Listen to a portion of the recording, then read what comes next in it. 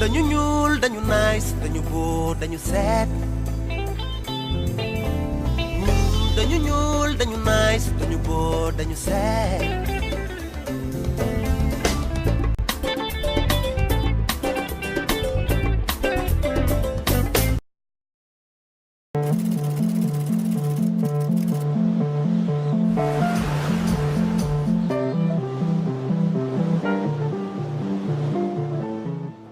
Bonsoir.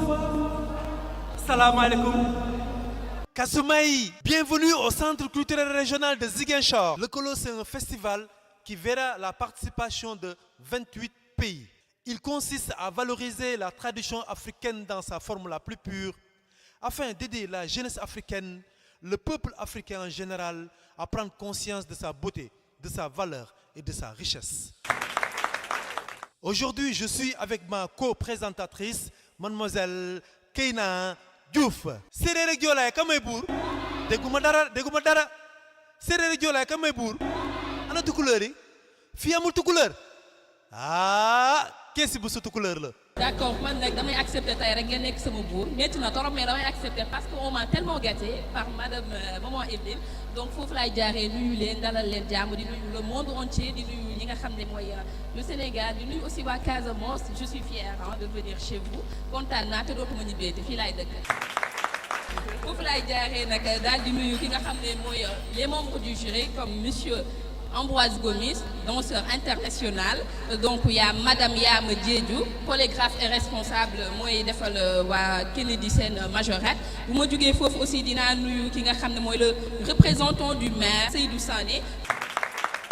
Aujourd'hui, vous êtes en train de faire l'intégration des peuples.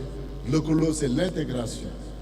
Les gens de Sédhiou, de Ziguinchor, de Kolda, de Kaolack, de partout ailleurs vont se croiser.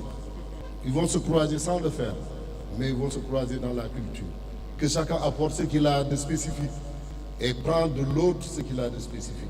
C'est ça le brassage, c'est ça l'intégration. Et si ça se fait, on stabilise les peuples.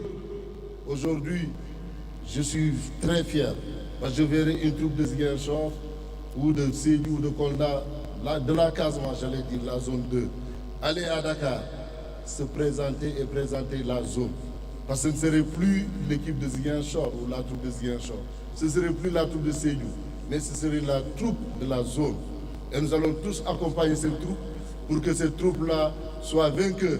Elle nous rapporte encore la victoire ici à Ziguinchor.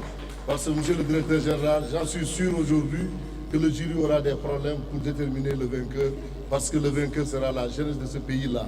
Il n'y aura pas de vaincu, il n'y aura pas de vainqueur. Le vainqueur, c'est celui-là qui aura compris qu'il représente tout un peuple. C'est celui-là qui comprendra que demain, l'intégration est une réalité et que ce n'est pas le biais de la culture. On ne peut pas intégrer seulement les chefs de l'État. Les chefs d'État se sont intégrés, mais il faut intégrer les peuples.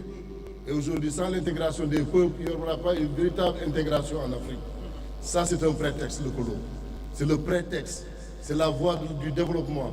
C'est la culture. Et c'est pourquoi le maire, l'honorable député maire Abdoulaye Baldé m'a chargé de vous témoigner sa sympathie, mais surtout ses remerciements pour avoir participé à animer sa ville. Aujourd'hui, on parle de le Colo. Partout ailleurs, les jeunes sont sortis. Ils sont en train de vous entendre, de vous écouter. Et c'est ça qui fait l'animation d'une ville. Ça, c'est la mairie qui devrait prendre ça en charge. Et comme nous n'avons pas la possibilité de prendre ça en charge, si on a des gens comme vous qui venez animer la ville, notre devoir est de venir vous assister, de vous accompagner, de vous soutenir. Et c'est ça qui explique notre présence ici. Culture, c'est ce que nous. C'est pourquoi on dit la paix, le développement. C'est pas un monde, c'est un comportement. Vous vous êtes bien comportés et à travers cette culture, nous pouvons forger la paix encore. Multiplions nos efforts, multiplions encore nos efforts, aider ces artistes. Il y a beaucoup à faire dans ce milieu. Dans ce cas, nous remercions M. le maire adjoint Seydou Sané. C'est un ami de la jeunesse aussi, un ami de la culture. Qui est sur Bousso de Mokoha, je suis un produit de Djengou Fouladou. Je veux remercier le représentant du ministre de la Culture et directeur général du Grand Théâtre, monsieur Tessi Bousso. D'abord, je vais le faire en pulaar parce que c'est beaucoup plus à l'aise. wiide bandiraɓe mi salmini on wiide on Allah jarama jaggono ɓeɗo sukaɓe ko sukaɓe andu koye mumen koye culture ɗum goni min directeur plantaire so Allah jaaɓi mbeɗa wuuri mbiɗa selli mi jagganto ɓe ɗum nden minomi haalde mbeɗa ɓe kaale Joola kaale Mandeng min haale plan Allah suuro a jarama.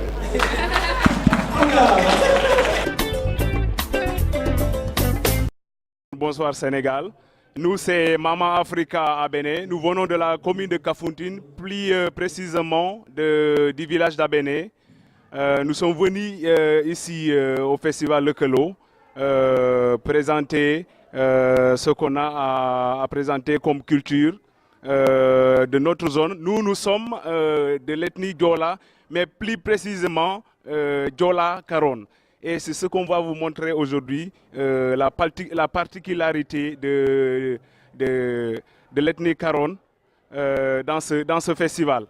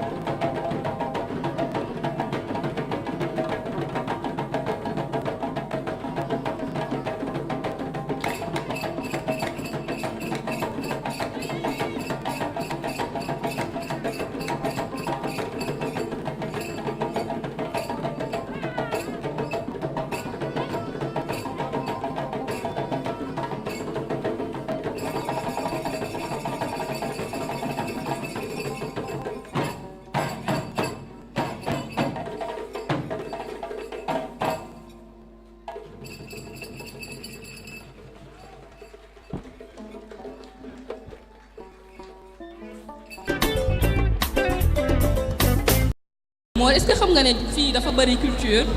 riche la culture casamançaise c'est riche macha allah. donc nag dañuy daal di woo rek keneen ki si topp muy Idiam Casa Cap Skirring mooy numéro 3 bi. Idiam Casa a été créé en 90 à Ablaye Diallo, Minogou Diaby, Adama Sambou, c'est moi le responsable suprême. Il y a les autres qui sont venus actuellement, des nouveaux, ils sont là parmi nous et nous jouons toujours les spectacles. Aujourd'hui, nous représentons encore le festival Le Calo, qu'on va faire tout à l'heure la prestation et on va gagner, Inch'Allah.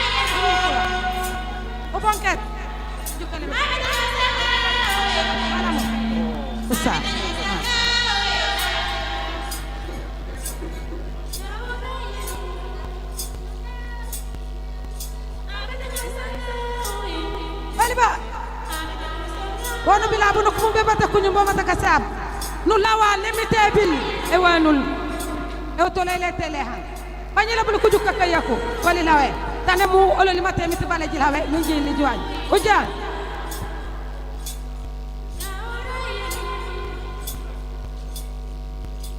wali ba bunu kumbu bata kunyu mi lele mitai yo jilawe ne otoy etay lehan andi ha sikana ko wala mo hikki famu jak wala nono sampe ba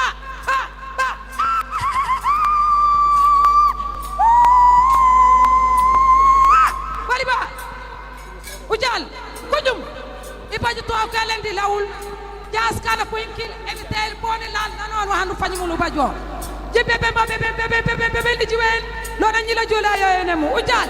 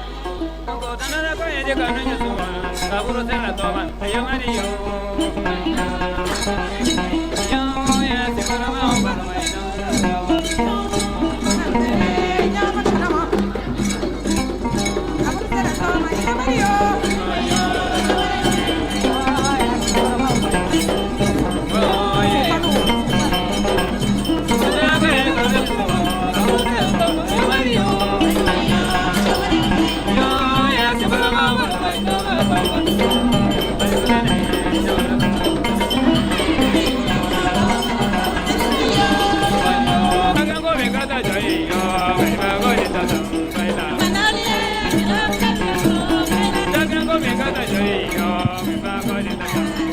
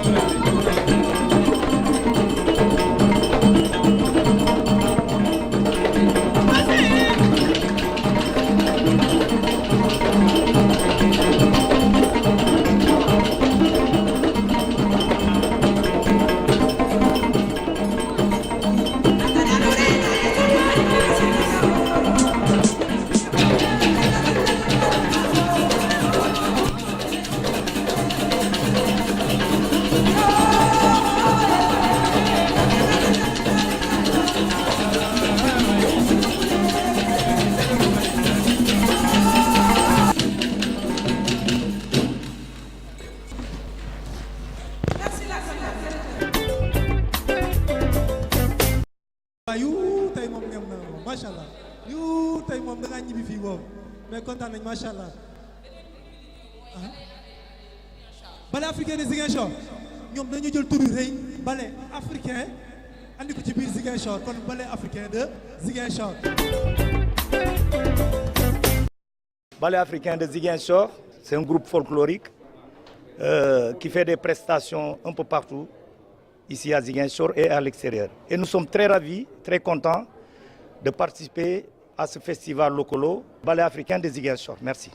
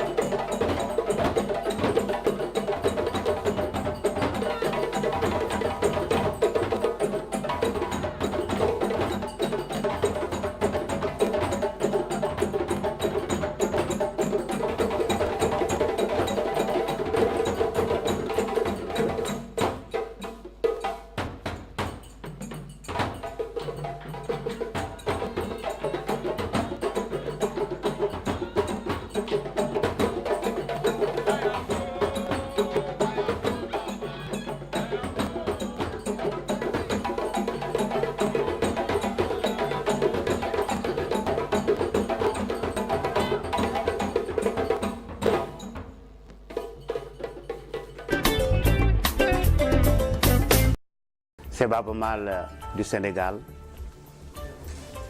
Je vous tends les bras pour vous dire que je vous attends pour le festival Lekolo.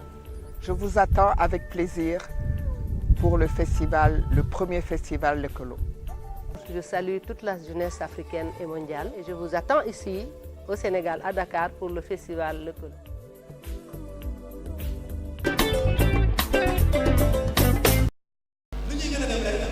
may gën a tàng may gën a tàng. Forêt sacrée de Ziguinchor. Forêt sacrée de Ziguinchor. Forêt sacrée de Ziguinchor ñu leen di nuyu seen tur ak seen sant vraiment daal forêt sacrée mu ngi juddu 89 la juddu mooy suñu mag yi ñoo ko géré woon ñu doon ne Wulaba ñun ñu ñëw 92 ñu créé ñu génnee tur bi foofu ñu def fa tur yi forêt sacrée de Ziguinchor. Fes nag 2002 ñun ñoo ko jël festival 2002 dem nañu festival Kaay Fecc participé ñu 2005 ok ñu dem festival des arts nègres ñu def participation festival des arts nègres. may kontaan ci festival bi initiation bi lëkkaloo vraiment kontaan nañu trop moo tax ñu ñëw participer vraiment ci festival lëkkaloo bi dañu bëgg a représenter Sénégal vraiment incha allah yàlla bu si àndee dinañ ko représenter waaye vraiment daal kontaan nañu ci yéen seen teewaay bi on est très content.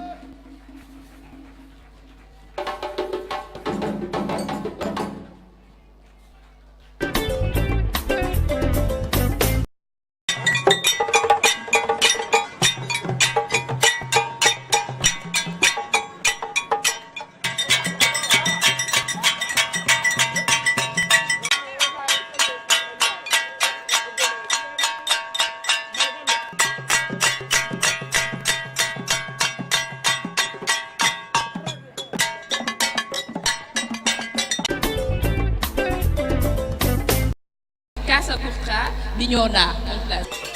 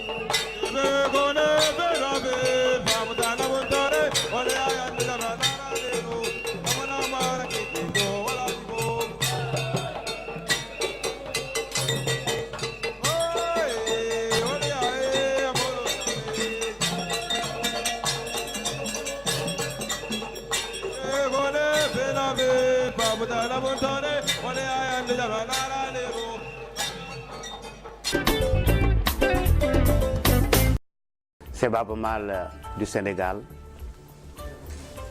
Je vous tends les bras pour vous dire que je vous attends pour le festival Lekolo. Je vous attends avec plaisir pour le festival, le premier festival Lekolo. Je salue toute la jeunesse africaine et mondiale et je vous attends ici au Sénégal, à Dakar, pour le festival Lekolo.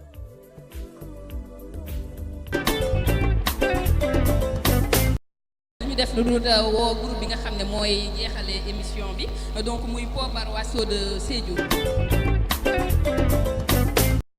Pobar Wasso, c'est une grande troupe qui est dans la région de Sédhiou.